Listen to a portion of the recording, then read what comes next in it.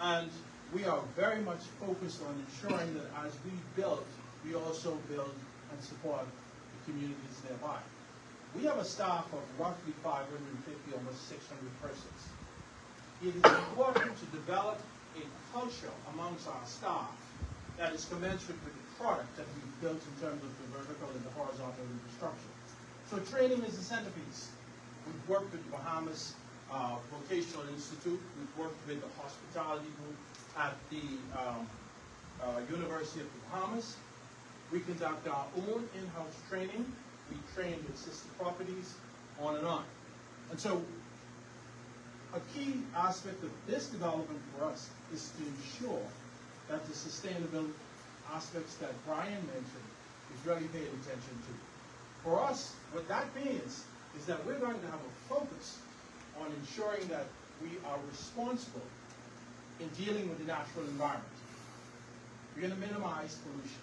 We're going to ensure that we protect biodiversity. Those are the kinds of things that are important for us because the environment for us is a currency. We'll get more into those details as we progress with the development, but suffice it to say that there is a keen focus on all of that. And I'll pause for now for the next slide. Some public considerations that we have. Back in the late 1800s, when the land grants were going on and the Looper was being developed in terms of plots and parcels, there was a roadway that was designed to be in this area here and a couple areas in the property. I don't know how well you guys can see that back there. I don't have great maps of it.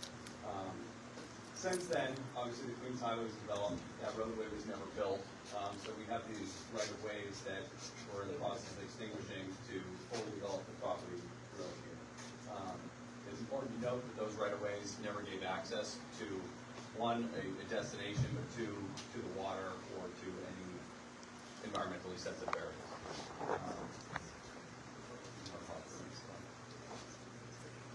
A big part of the engagement Brian was talking about is improving the area around you, not just within the project, but the surrounding community and to see what we can do. And we've had some limited, engagement as we got the project started, where we, helped out with the Christmas drives and pitching here and there. But ultimately, as things get going, that's when we have the ability to start putting a lot more into those community places. One of the areas of consideration is the public park. Now, this is just a concept. This isn't, we're not building this tomorrow, and it certainly is very much open to suggestions and what people are thinking. But this is kind of an idea of what we're looking to do in some of those public places where we improve the softball field. I mean, the park has already changed a lot in the 6 years I've been here, and I think it's gotten better. But, we've got the fish fry, the homecomings, the graduation, but the tennis courts are still not finished, and the basketball, there are a lot of things missing that we'd love to help improve that I think everybody in the community benefits from, and it's a nice thing to stumble upon. It's a gorgeous piece of land that looks across the Amanda Sound. So this is just a little concept of some of the things we're trying to do to help the community and benefit the area.